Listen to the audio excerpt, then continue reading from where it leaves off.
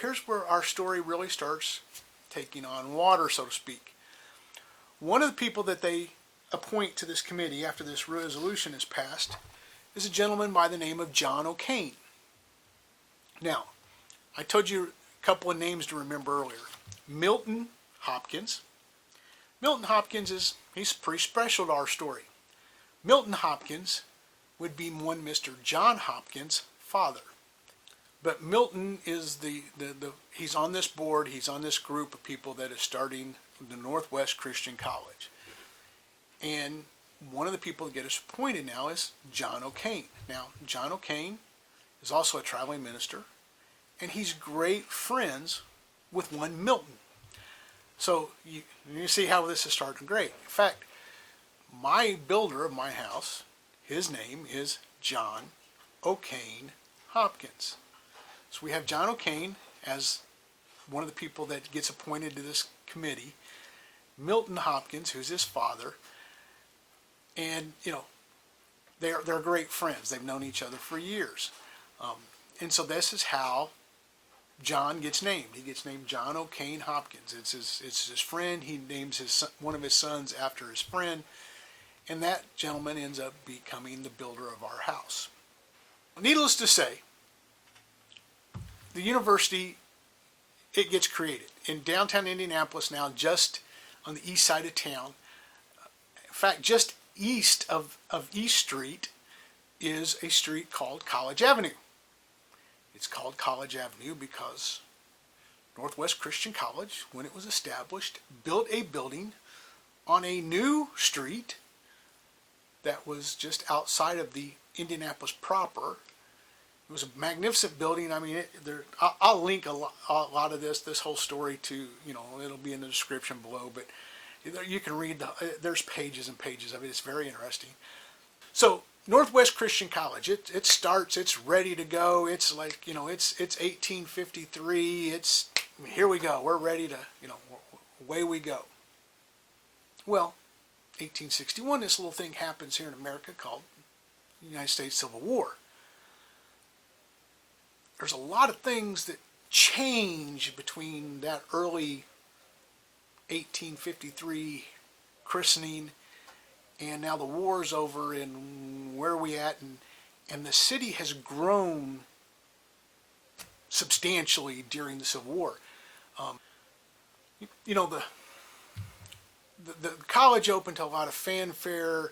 There was a lot of hoopla and it was a good thing. I mean, Milton Hopkins, he later goes on and becomes the Secretary of Education for the state of Indiana. In fact, he is the Secretary of Education when John, his son, is building our house. In fact, his father dies while they're building the house. Wish today that our education system in this state was as well as it was in the 1870s. I mean, and Milton has played a part of that. I mean, he has started an academy in Ladoga. He's now helped start Northwest Christian College. He's had a hand in several other things. He's also pushing for women students. He's pushing for women teachers. He's pushing for minority students, minority teachers. He thinks that everyone should be educated, that the future of our country is based on that education. And so he has pushed a lot for that. So when he passes away in 1876 or 1875, it's really kind of a blow, because that even though he was not part of the power party at the time, he is elected as the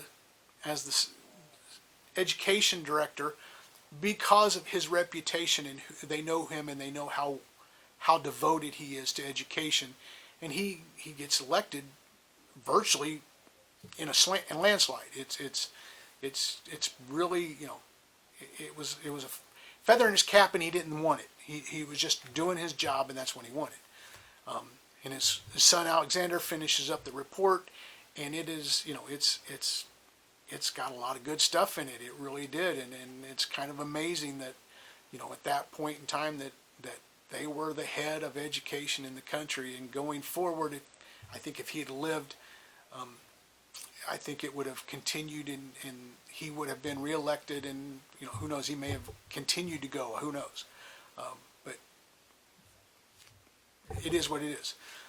But he passes away. They take him back to his hometown and they bury him, and that's where he is now.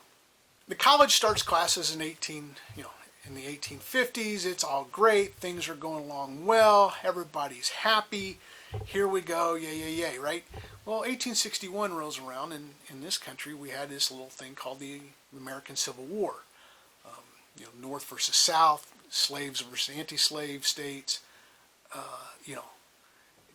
Indiana during that time, there's a gentleman that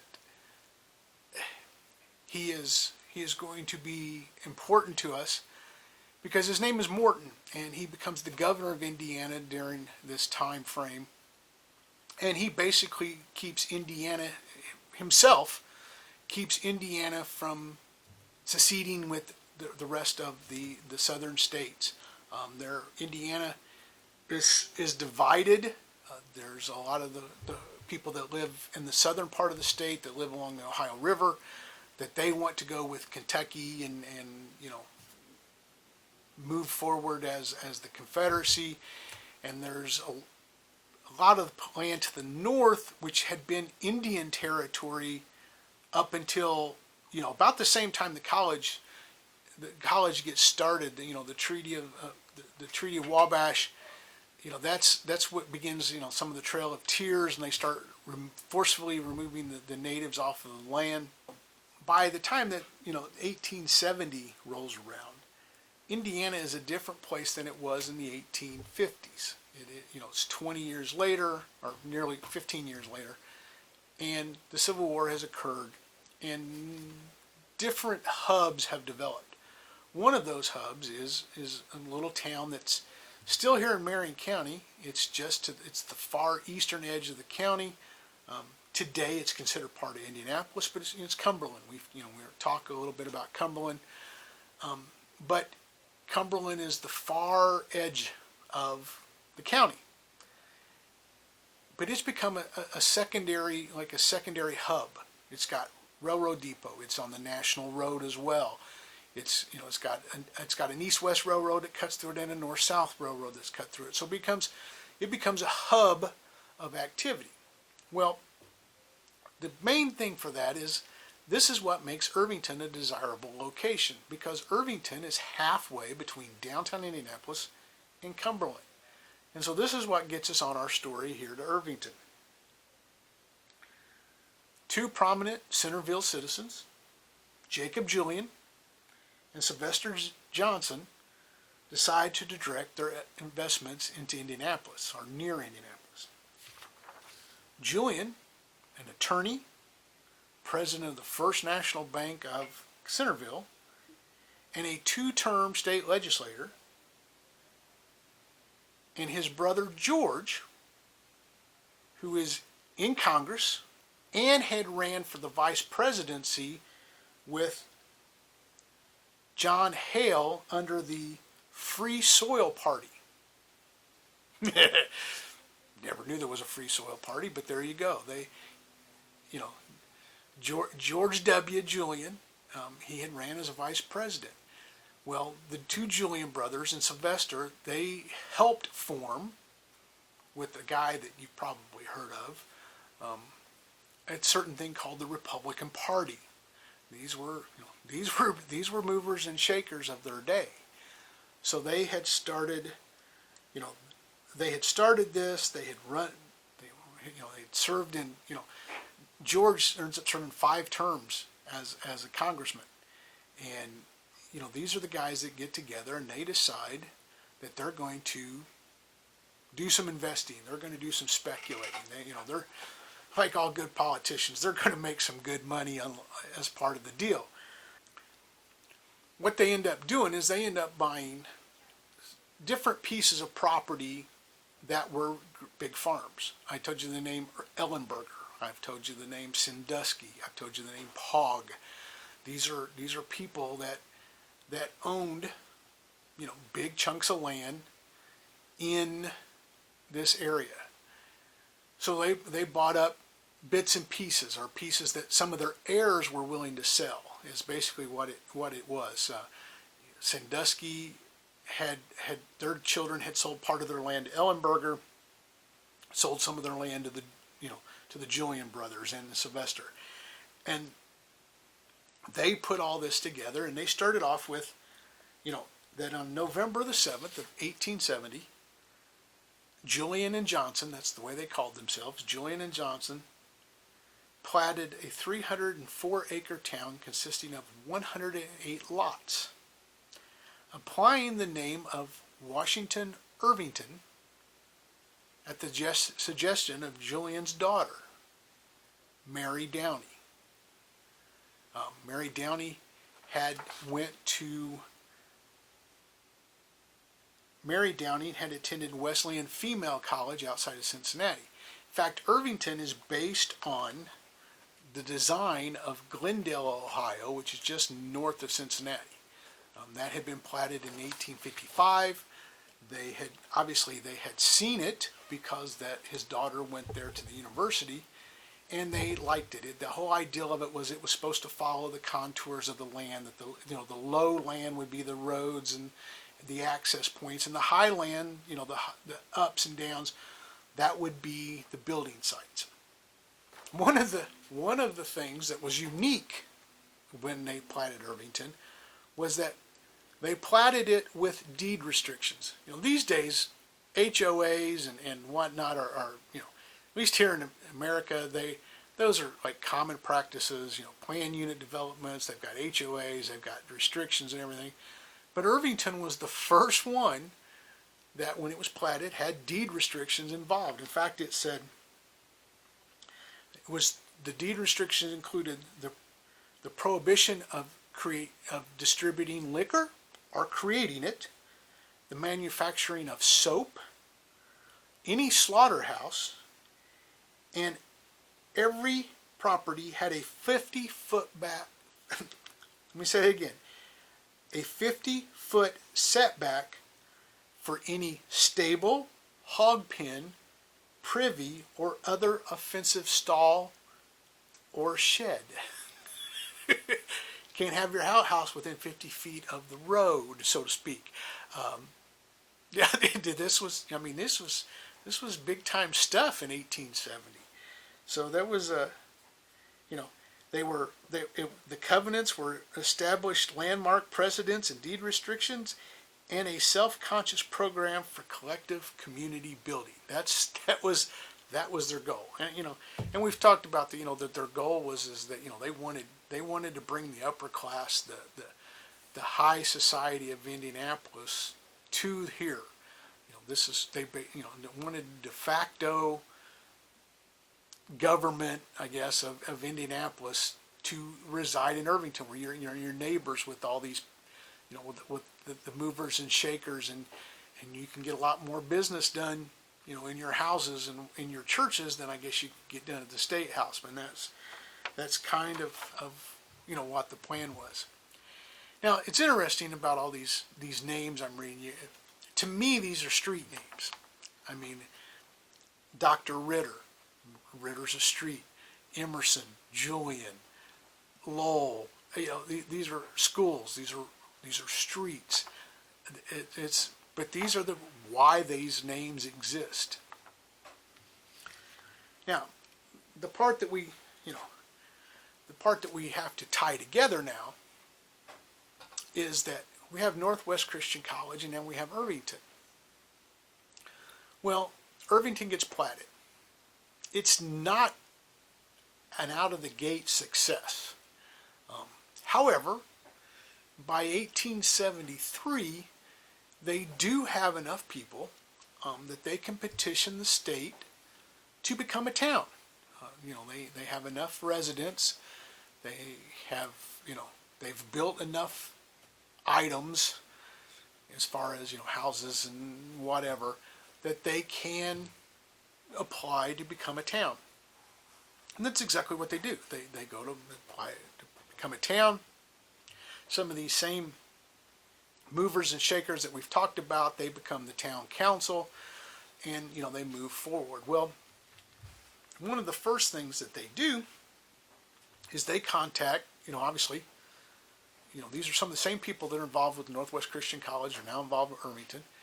So they go to a staff meeting, whatever you want to call it, the overseers of the university, because they already know this, but they're like, they make a proposal that, the university has grown to the point that even though it's only 18 years old, it has already outgrown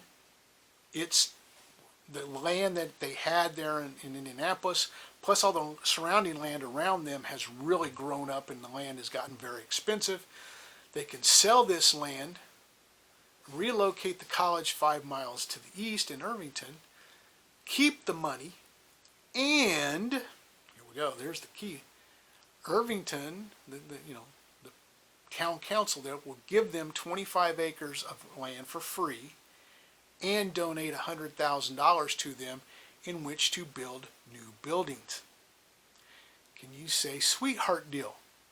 I know what a sweetheart deal is, and so did they. This was something that they agreed to fairly readily, without much debate. I don't blame them. I'm going to make myself a proposal.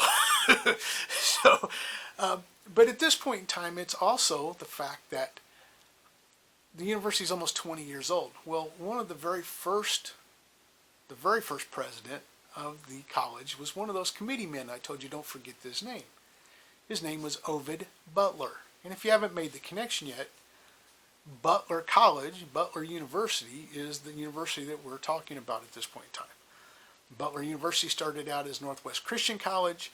It changed its name to Butler University and moved to Irvington. It was named after Ovid Butler, first president, had done so much to get it done. I don't think they wanted to call it O'Kane University, but there you go. Now, the sad part to this is that in 2021, Butler University isn't in Irvington. In fact, Butler University is on the far west side of Indianapolis, almost out of Marion County on the west side, because in the 1920s, somebody came along and offered them 400 and some acres, and the theological school at that point in time, the seminary was already, the Northwest Seminary, Christian Seminary was out in that part of the city, and they could have land adjoining the seminary, and so they relocated again in the 1920s, but that's a totally different story. Now, I'm certain the question that you're probably asking yourself is, why did we go through this long rambling story and have to know all these details? Well, I told you that Milton Hopkins, and John O'Kane, who they were, and what their association was with Ovid Butler and getting Northwest Christian College and Butler University into Irvington. Well, during this time, Milton has a son and names him John O'Kane Hopkins. Well, John here, this is the best picture I've got of John and Liza. It's not very good. I tried to print it out. It's a little bitty thumbnail, but it's the best one I've got. I've got another one of her when she's a little older, but again, it's not very good. It's I'll link some pictures to all this, but John is born on August the 15th, 1845. Now, I told you a lot of this story started in like 1847, 48, 49, into the 50s. And that, Milton and John O'Kane knew each other prior to, all this starting. So he's named his son after his good friend, John O'Kane, and he's born on August 15th of 1845. Now, the cool thing, Liza, she's born on the very same day 1 year later. She's born on August the 15th, 1846. I just find that the husband and wife got the same birthday. It had to be fate, true love, soulmates, whatever. Something had to, something there is deeper to the story. So I've talked about, why the university was important and why coming to Irvington and all these things. Well, John's education, I said, it was part at Wabash, part at Northwest Christian College, part at the Ladoga Academy, and part at the University of Kentucky. He graduates from the University of Kentucky. His degree, what he's doing is, he's in religion, and he's doing Greek, ancient history, ancient studies. This is his thing. Well, all this is important because when he's a very young man and he gets, he graduates, and of course, where does he get a job at? He gets a job at Northwest Christian College. This is, his father's there, his namesake, his godfather. I don't know what he was. I don't have any proof that it was his godfather or anything, but at least his namesake is the man who's raised all the money to get this university started. The president of the college at the time is Ovid Butler, who's one of his father's best friends, business partners, the man that they spent weeks and months and years together getting this whole thing off the ground. And here comes John. He's a young man. He's got a young wife, and he's teaching, religion and Greek things. And so who do you think is the first faculty chair of religion and Greek studies from Northwest Christian College? There you go. This is why we have had to get to John, and why I went a roundabout way, because like I said, I love all this stuff. This whole interplay of how the things came together, and how how I have a house sitting here now that's nearly 150 years old. It's unfortunately fallen apart, but why did it get in this condition? And like I said, the tragedy kind of starts when Milton dies in 1875, because this is the time when they are moving the college. Milton's been involved with this thing since it started. He's been involved in this thing for over 20 years. Now he's part of the group that's, he's the head of the state of education, and he's, this is good stuff for him. I mean, he's right there in the middle of all this, and he's bragging about how all the parochial schools and how great they're doing and how we're leading the country, and all this is happening, and there's a lot going on, and he dies. So that part of the story, you're like, it's kind of like that letdown. So John marries Eliza, and her real name, it's Eliza Ellen Martin was her name, but they called her Lida. And she's no slouch either. She's really not. In fact, I found her in a listing here for the Daughters of the American Revolution. Actually, I found her daughter, one of her daughters here, and she has a great lineage herself. When you read this, her name was Mabel Martin Hopkins Hubbard. This was her daughter. Mabel was her third daughter. She herself, it talks about her, she's the daughter of John O'Kane Hopkins and Eliza Martin. She's the granddaughter of Lewis Martin and Mary Ross. She's the great-granddaughter of Joseph Ross and Hannah Percy. And she's the great-great-granddaughter of Jacob Percy and Abby McDowell. Now, Jacob Percy, we get to that name. And Jacob Percy, his lifespan was 1759 to 1831. He served as a fifer, guy who plays a little horn, a little flute, drum and fife, in Captain John Bankson's company, the Pennsylvania Continental Line, 1776 to 1779, who died in Putnam County, Indiana. So her great-great-grandfather is an American Revolutionary hero. See, all this stuff ties together. And this is the kind of stuff that makes, it's cool to me. This is the kind of stuff that just is really cool. John, her dad, well, I told you the Civil War happens in 1861. Well, in the 1860s, the early 1860s, nearly every able-bodied man in the country joined up and served in some form or fashion. John did a 3-month enlistment for one of the Indiana companies in 1861, and then does another enlistment further down. He sees action when they go to Kentucky. There's an invasion. There's not this. This story. There's not a lot of hype about this story, but there's a Kentucky colonel that is invading Indiana. He puts together his own regiment, whatever, and he tries to invade because they're going to take Indiana and turn it into, part of the Confederacy. And so several of the Indiana companies, they get sent down to southern Indiana, and they fight off basically this part of the invasion. And John, her father, John's a part of that. So he has served in the Civil War as well. So he comes back after the Civil War. He's, a young man, got a young wife, and he's living in downtown Indianapolis and teaching at the Northwest Christian College at that point in time. John and Eliza, they're young. Everything that I've been able to find out about them, it seems like they were wonderfully good people. John, like his father, he's a minister. He's an educator. He has his degree. Eliza's it doesn't sound like she's a slouch at all. I mean, because she's, there's stories about them hosting classes in their home. In fact, there's strong possibility that they're hosting classes in my home at this point in time, my house. When they start moving the campus here, they don't have any buildings here, but they start moving things here, and they start holding classes.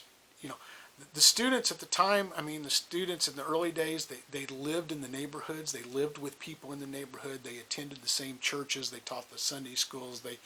They were very involved in the community because they had to be. There weren't, when it first started up, there weren't dorms. There weren't, frat houses and whatnot that we would think of now.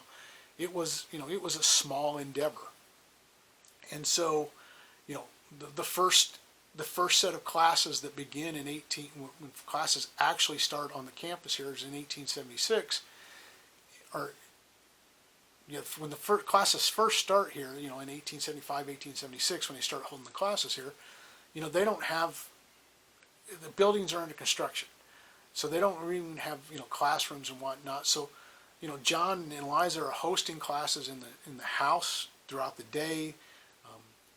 Where my house is located in relationship to the campus, it's not that far. You'd have to walk down from the north loop down to the south loop and go over.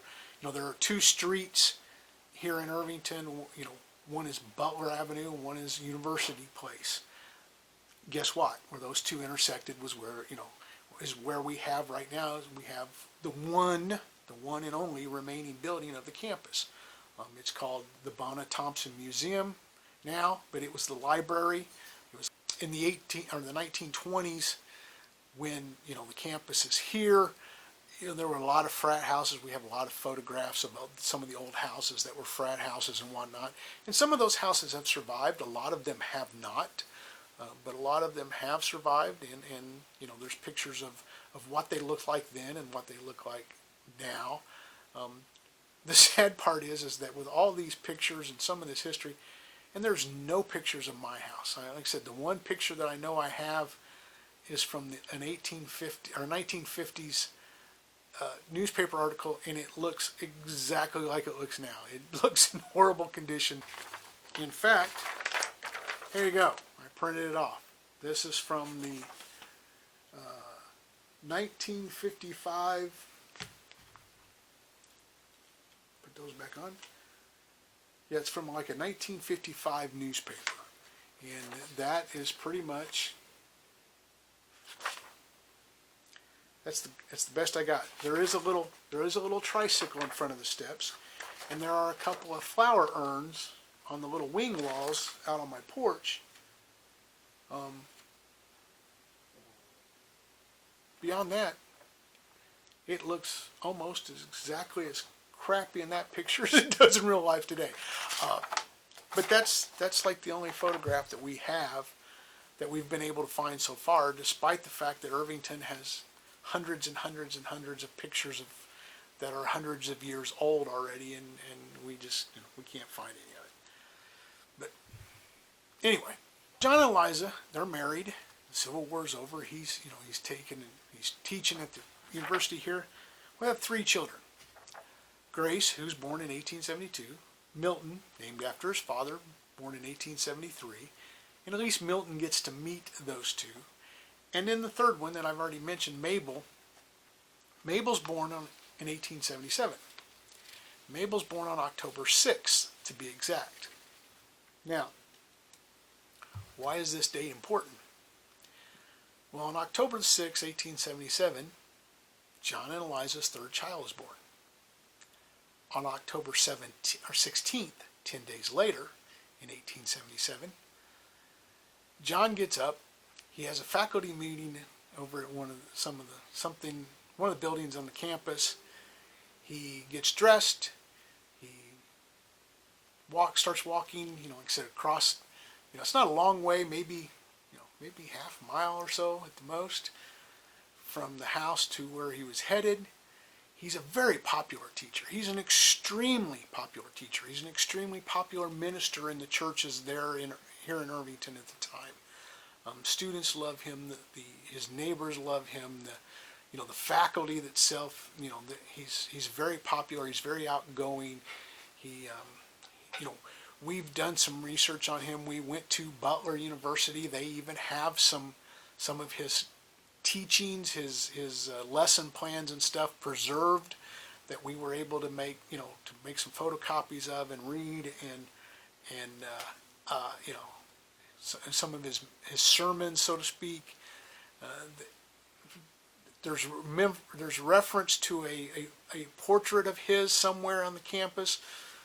They haven't been able to locate that. They don't know. They're like, this is sad. We don't know anything about this. But whatever. But he was very popular. But he's dressed. He's walking across, Irvington here. He's headed to a faculty meeting, and the way the story says is that there's a group of students that see him. They holler at him. John raises his hand to wave, takes another step, and hits the ground. And he's dead. He's dead at 32. He has a 10-day-old daughter. He has a new house that he's just built. He has a wife. And he has 2 other children that now have no father, no husband, no breadwinner. And what do you do? And our story takes, that's the tragic turn of it. Like I said, the house is built in 1875, and in 1877, he's gone.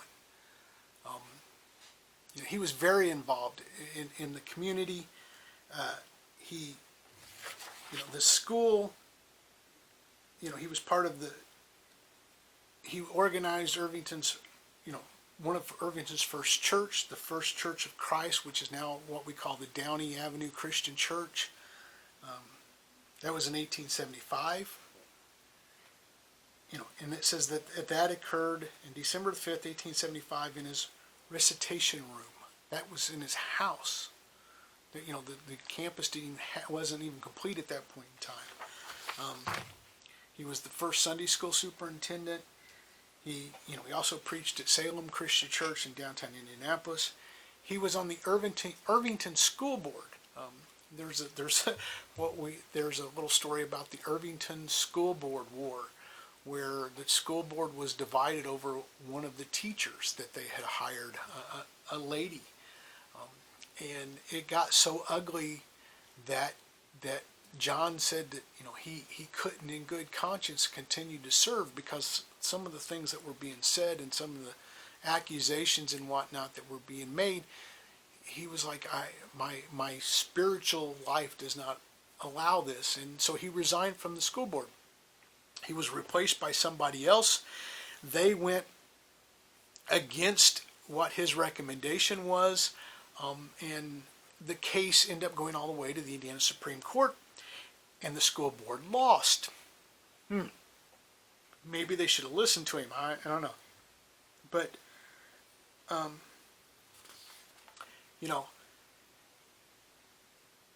he died, it says, Professor Hopkins collapsed and suddenly died on the Butler University campus in Irvington, Indiana on the morning of October 16, 1877, while on his way to attend a faculty meeting. Following the funeral in his home, which is now my home, but following the funeral in his home, he was taken to Ladoga for burial in the Ladoga Cemetery. It's where his tombstone is now. Following his death, though, Eliza briefly operated a private school. Let me say that again. She operated a private school that was open to anyone in the public, is basically what it was. It was a tuition school, but it was open to anyone. In her Irvington home, before moving to Indianapolis to take a teaching position with the Indianapolis Public Schools. Now, I've done some research. Eliza, basically, we know that she's in the house in 1880. That's the last date that we know that she is in the house. We know that she's there in 1880. From 1880 to 1904, there are no records of the house. We can't find anything about it. Now, part of that, again, falls back to Indianapolis. In 1903, when Irvington got to a sufficient size and Indianapolis began, Indianapolis was expanding at that point in time. In 1903, they annexed Irvington into Indianapolis proper. Indianapolis was, growing in different directions, and there were several of the little towns. There were several of the little towns that became, that were annexed into Indianapolis. But we know for a period of almost 24 years that there's absolutely zero record that we can find of anybody living in our house who owned it or anything else. So we know finally in 1904 that Joseph Algria, who was a clerk for the Pennsylvania Railroad, now owned the house.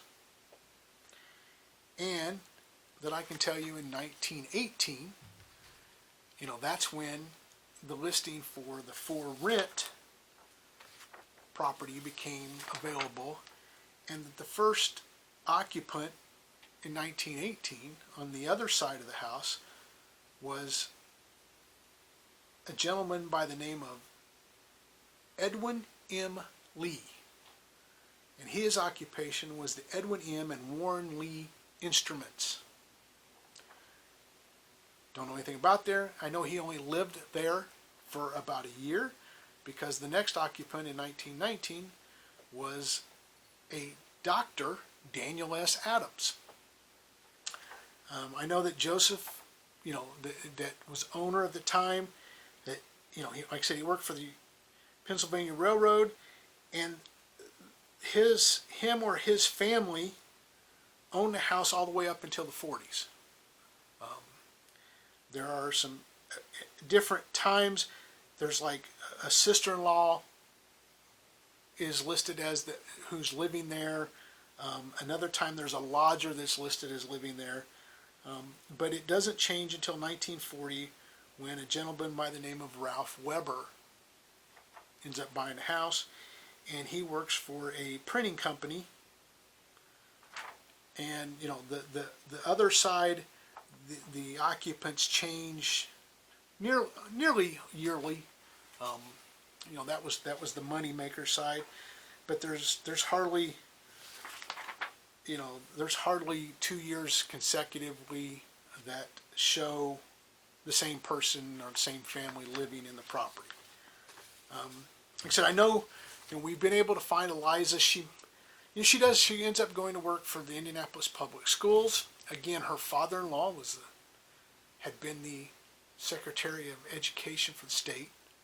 Her husband was a well-beloved faculty member at what was Butler University.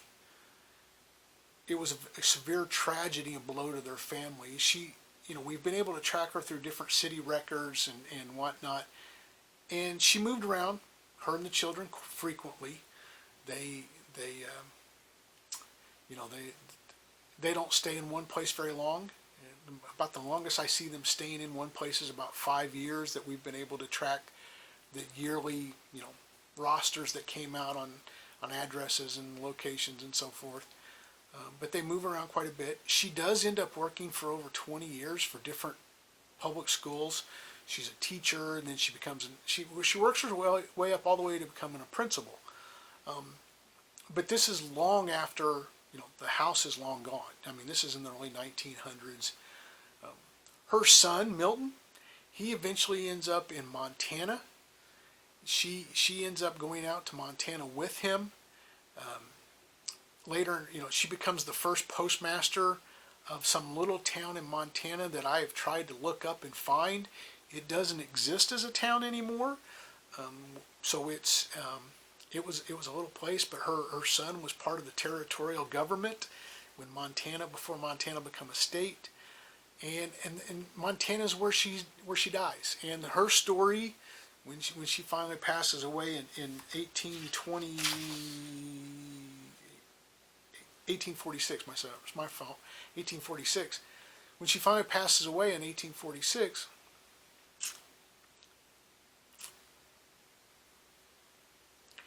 she finally passes away, she's in Montana when she finally passes away in 1919. In fact, it's eerie because I told you they had the same birthdays, August 15th. And I told you that John passed away on October the 16th. Would you like to guess when Eliza passed away? Yeah, October 16th in 1919. It's weird. You start going, how? And but it's 1919 instead of 1877. But she passes away in Montana. And the story that we have about her passing, she's in the yard. It's a bright sunny day. She had been playing, messing with her garden, and a friend sees her, walks over to her. She lifts her arm to wave. She drops dead.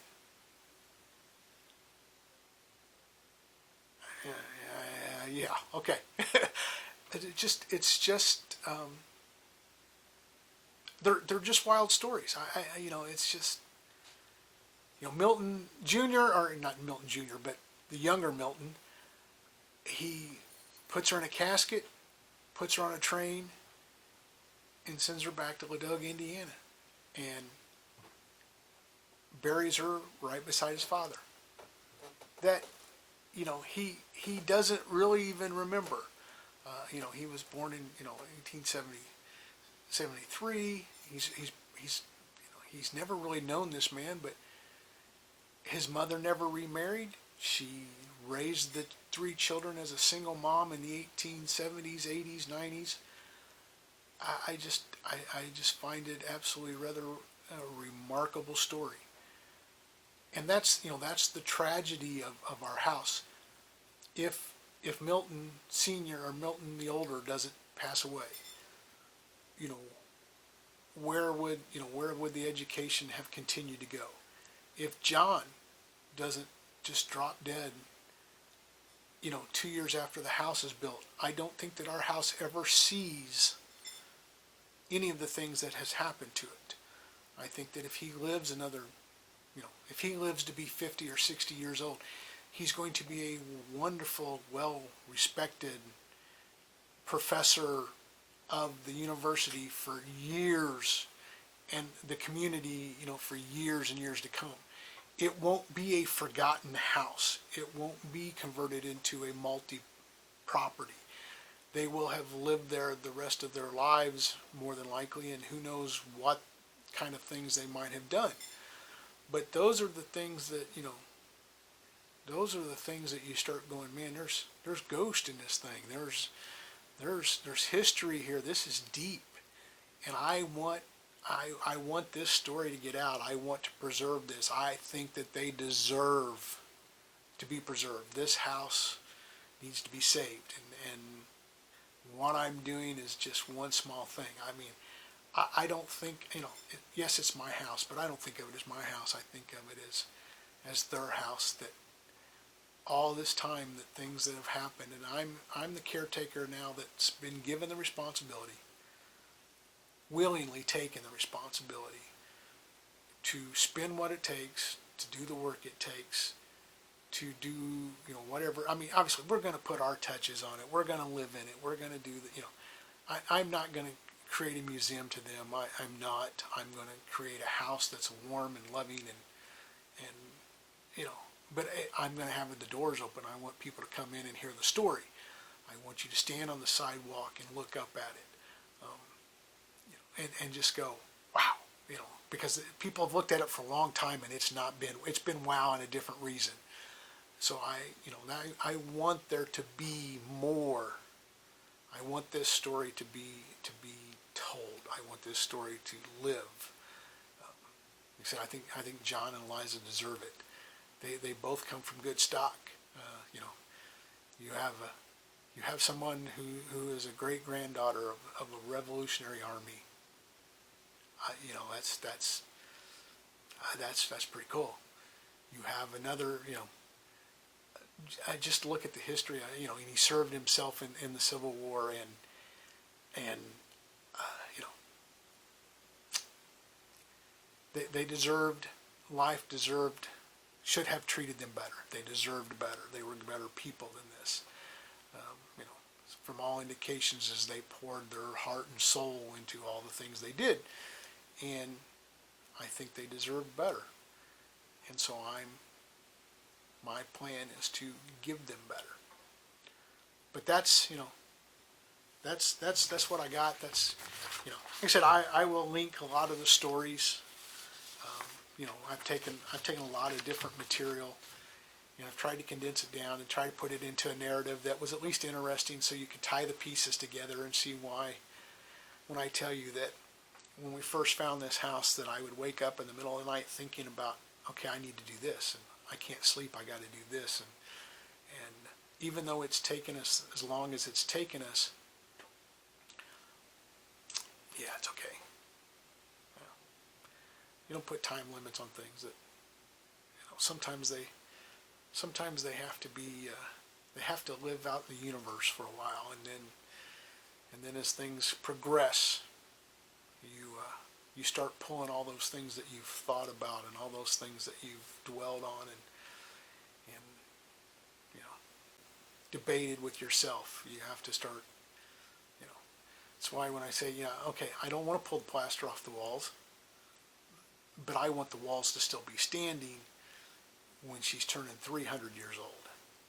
If that's at all possible, I want to make sure that that's there, and that the story of John and Eliza and the Hopkins family and what they meant to the area and what they meant to the history of not only Irvington but Butler University and their families, that story is preserved and is told for years to come, and that's just that's where I'm at. So we appreciate you coming back again. We hope you've enjoyed this. I mean, this thing here, this will only last well, it'll last until I can't deal with it anymore, is basically what it'll do, and then we'll get back to work. This is all kind of preventative right now, just to let things take a break. I have been going strong between the work and the house and my in-laws' house and 1,000 other side projects in the middle of summer. I've kind of overextended myself just a little bit, but that's okay. We do that frequently, and things happen. But so this will be an odd week, and hopefully next week we can get back to putting the work back in and start. We've got a lot more demolition to do. So we thank you for finding us. We hope you've enjoyed our story. We've still got more story to tell, because I didn't even tell you the story about how we ended up with the house. I've only hinted at that. And we'll get to that at some point in time. But for now, just know that it's, I think in her soul she's got a great heart. And she needs that heart to be, worked on and loved on. And somebody to tell her that, hey, it's okay.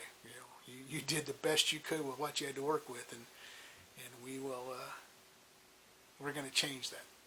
So thanks again for finding us. Hope you've enjoyed. Please come back. Till next time. Thanks a bunch.